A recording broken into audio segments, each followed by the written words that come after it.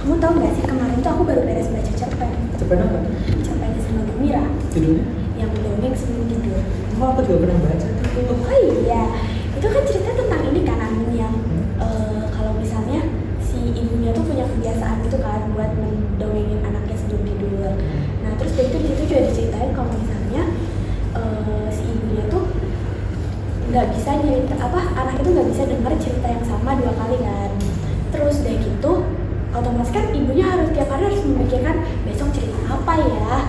Terus dari gitu akhirnya si ibu ini kan pasti ada masanya dia kehabisan cerita kan, dan diceritain di cerpen itu tuh hari itu tuh si ibunya kehabisan cerita, dan kemudian akhirnya sama supirnya tuh disaranin buat cerita aja random acak dari koran. Terus dari gitu akhirnya si ibunya ambil cerita acak di koran dan ibunya tuh ngambil topik pergusuran. Penggusuran ya? Iya. Nah, kamu tahu nggak sih kalau dalam pandangan tertentu, terutama teoritis, bentuk cerita itu nggak cuma sebuah hiasan, tapi sebuah cara bagaimana masyarakat dalam memahami suatu peristiwa. Yang sebagai contoh pas kamu tadi bilang berita penggusuran, itu kan dibaca di dongeng. Itu kan menunjukkan bagaimana kesadaran sosial bekerja, bagaimana ibunya yang tadi bilang punya supir kan berarti dia bukan keluarga bawah, kan bisa kita sebutlah keluarga menengah. Nah, sebagai keluarga menengah dia tentu punya apa ya, bisa dibilang rasa empati lah ke keluarga, ke masyarakat di bawahnya. Nah itu kan jadi gimana ya kesadaran sosial itu bekerja. Dan yang menarik dari cerpen tadi itu bukan di dongengnya, tapi gimana pilihan bentuk dari si dongengnya itu. Gimana kekerasan sebagai contoh penggusuran kan di penghujung ceritanya, di cerpennya itu kan penggusurannya digambarkan dengan cara yang kasar banget kan, dimana anak-anak menangis, ibu ditarik, bawa berkelahi dengan polisi. Itu kan jelas itu bukan halnya baik gitu kan. Nah di titik itu kan bentuk itu tuh mulai membuka sejak antara kelas menengah atas, penguasa dan bawah. Terus bagaimana rasa takut bisa digunakan oleh kelas atas untuk yang mengontrol kelas menengah atau kelas bawah lah, di bawah itu rasa takut bisa dipakai untuk itu. Dan bagaimana masyarakat kelas bawah itu mencari cara untuk menghindari kenyataan gitu, gimana sebagai bentuk pelarian gitu. Gitu ya. Tapi ya menurutku ya sebenarnya kalau kayak gitu kan berarti ibunya nih nggak setuju dong dengan adanya penggusuran. Makanya ibunya tuh ngambil ngambil cerpen bukan ngambil cerpen itu, ibunya tuh kayak menceritakan berita itu ke anaknya sebagai bentuk dongeng kan. Nah berarti di situ tuh si ibunya karena dia nggak setuju, makanya dia tuh berusaha menginformasikan ke anaknya agar anaknya memiliki rasa empati juga kan. Menurut kamu kira-kira itu kayak gimana? Nah itu tuh bisa dibilang gimana ya, kita kan aku tadi bahas bentar soal bentuk kan. Nah itu kan bisa dibilang sebagai sebuah ideologi gitu, bagaimana suatu bentuk itu ya nggak bisa netral. Seperti contoh cerita ini kan punya genre tentang kritik sosial. Nah kritik ini kan seperti kita lihat ini adalah kritik tentang penggusuran yang seharusnya tidak dilakukan. Itu kan bagi perspektif dari masyarakat kelas bawah, dan tentu perspektif dari masyarakat kelas bawah ini tidak akan sesuai dengan preferensi dari masyarakat kelas atas. Sebagai contoh ya tadi saat saudara Ibu memilih untuk mendongengkan cerita yang keras ini, itu menunjukkan adanya tarik menarik antara empati dengan cara yang begitu jauh. Dongeng itu bisa bekerja sebagai filter. Kekerasan tetap disebut tapi nggak dihadapi secara langsung. Dimana di cerpen ini ya peristiwa penggusuran itu nggak dialami langsung oleh keluarganya Sari. Mereka cuma baca lewat ya berita. Itu kan mungkin ya hal tadi itu. Dan ini menggambarkan bagaimana kelas menengah itu sering menanggapi persoalan sosial itu dengan cara yang unik, bisa dibilang. Gimana masyarakat kelas menengah itu mereka peduli terhadap apa yang terjadi, cuma mereka nggak bisa melakukan ya pertolongan atau apa karena mereka tetap takut, mereka tetap butuh perlindungan. Karena kalau mereka yang melakukan intervensi, penguasa bakal marah bisa aja.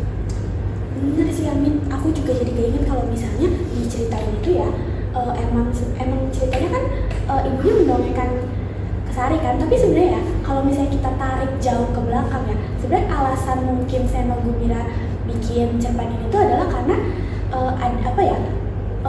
beliau tuh mau menggambarkan suatu realitas sosial yang kayak dimana terjadinya pergusuran gitu loh, dan beliau menuliskannya dalam bentuk cerpen. Terus udah gitu di dalam cerpennya lagi dituliskan lagi dalam bentuk berita pergusuran ini. Terus dari gitu setelah dari bentuk berita itu sama ibunya tuh masih dibentuk lagi ke dongeng gitu loh. Terus dari gitu jadinya kan kayak itu tuh berbentuknya tuh kayak jadi si cerita si realitas sosialnya tuh berbentuk implisit banget ya.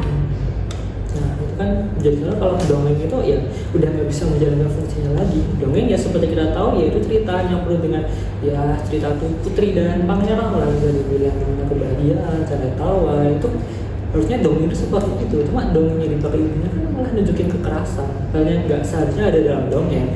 Itu kan menjadi momen ketika ya cara penyampaian dalam bekerja dan bentuk yang seharusnya tadi menenangkan itu justru malah memberi kegelisahan. Ya itu kan ya bukan fungsi dongeng. Iya sih, bahkan di ceritanya juga ditulisin kalau misalnya Sari itu jadi gak bisa tidur gara-gara dengar cerita ibunya. Kalau kayak gitu kan berarti otomatis sebenarnya fungsi dongengnya udah berubah dong, dari yang harusnya dongeng sebagai pengantar tidur malah bikin si anak jadi gak bisa tidur gitu loh. Iya. Dan seperti yang tadi aku bilang tadi, ini kan dongeng tentang penggusuran dan Sari itu kan gak terlibat langsung dengan penggusuran itu, tapi penggusuran ini tetap mengatur arah dari cerita ini. Kan kalau kamu lihat cerpennya, inti cerpennya adalah dongeng penggusuran yang dari ibunya ke Sari kan. Nah penggusuran kan dia muncul jadi sebagai gangguan kan, bukan sebagai penggambaran langsung yang tidak terlihat tuh, justru sebagai suasana. Gimana penggusuran ini membuat suasana yang sebelum tidurnya harusnya tenang, damai, itu malah jadi muncul kegelisahan dari Sari yang bahkan Sari sampai gak bisa tidur kan. Kan mungkin bahwa realitas sosial itu tuh bisa bekerja dalam senyap gitu, diam-diam gitu, tanpa harus diceritakan langsung gitu. Bener sih Yamin, soalnya ya selain itu juga ya, tapi menurut aku nih kalau misalnya sebenarnya ibunya tuh saat itu karena mungkin ibunya kan kehabisan topik nih, kehabisan bahan cerita, jadi ibunya ambil berita acak yang akhirnya dia ceritakan kembali ke anaknya sebagai dongeng sebelum tidur. Tapi menurut aku sendiri ya, kalau misalnya sebenarnya ibunya tuh ada maksud lain gitu loh. Kalau misalnya sebenarnya ibunya menceritakan itu ke Sari itu karena ya bisa bentuk ketidaksetujuan ibunya atas terjadinya penggusuran. Ya, jadi sepertinya tadi kembali lagi yang tadi dibilang, ibunya kan kelas menengah, dia nggak bisa ya secara gamblang lah menginterupsi apa yang dilakukan penguasa. Tapi ya ibunya sebagai kelas menengah itu punya ya secara sadar nggak sadar dia punya ya perasaan ke ini apa yang dilakukan oleh kelas bawah, dan ya dia nggak punya power untuk dapat masuk karena itulah ibunya ini akan tetap membawa kenyataan ke dalam cerita dongeng tadi, meskipun ya disampaikan gitu di dongeng itu misalkan bahwa keinginan ibunya itu nggak mau bener-bener diam gitu, dia nggak mau dia tinggal diam, dia ingin melakukan sesuatu, tapi ya caranya ya dengan menyenangkan anaknya gitu kan. Nah itu kan bukan bentuk perlawanan langsung, tapi sebagai tanda bahwa kenyataan itu nggak bisa benar-benar didiamkan begitu kan, itu nggak bisa. Iya sih, cuman kan kasihan ya, kayak misal nih aku didongengin, aku jadi Sari nih, aku kayak dengar cerita itu sebagai anak kecil, terus udah gitu kan aku tuh mau hidup yang aku tahu sebagai anak kecil ya kan senang-senang aja kan isinya dan penuh dengan imajinasi. Terus udah gitu kayak aku dengar cerita itu tuh kayak aku langsung kayak, oh ternyata hidup ini penuh masalah ya. Terus udah gitu aku jadi kayak aduh, kayak aku takut deh. Terus aku tuh jadinya nggak bisa tidur. Sebenarnya kayak yang bikin Sari nggak bisa tidur adalah karena dia memikirkan masalah itu terlalu jauh gitu loh. Nah menurutku juga kalau misalnya sebenarnya Sari ini tuh kayak kan dia nggak bisa tidur nih. Terus udah gitu karena si Sari nggak bisa tidur, udah gitu kayak dunia anak-anak tuh kan senang-senang. Udah gitu habis itu si ibunya tuh kan menceritakan itu untuk membangun rasa empatinya Sari. Cuman menurutku itu tuh nggak waktunya tuh nggak pas karena Sari masih anak-anak, sehingga sebenarnya itu kayak bentuk kapitalisme juga nggak sih, soalnya dari situ tuh kayak adanya pemaksaan gitu loh, dimana umur anak-anak yang seharusnya belum masuk ke dunia pemikiran, dunia penuh permasalahan orang dewasa harus mendengarkan cerita penuh permasalahan orang dewasa, yang mana akhirnya si Sari tuh jadi terlalu banyak mikir. Iya. Terus dia nggak bisa tidur deh. Iya, makanya cerpen ini kan bentuk kritik kan. Nah cerpen ini kan jadi bagian dari ideologinya, bekerja secara diam-diam melalui bentuknya naratif dengan cerita.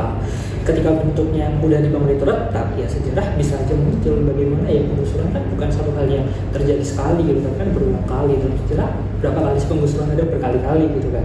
Nah itu kan dongengnya tadi jadinya sebagai pelarian, bagaimana tempat utopis, tempat yang indah itu tuh berubah menjadi ruang yang penuh dengan kontradiksi, penuh dengan ya pertentangan-pertentangan yang muncul ke permukaan. Bentuk yang pecah itu memberikan bahwa realitas sosial itu nggak bisa ya lagi selamanya dibungkam. Membaca itu kan bukan berarti membaca jejak kekuasaan yang udah ada, tapi sejarahnya bisa hidup di balik suatu cerita.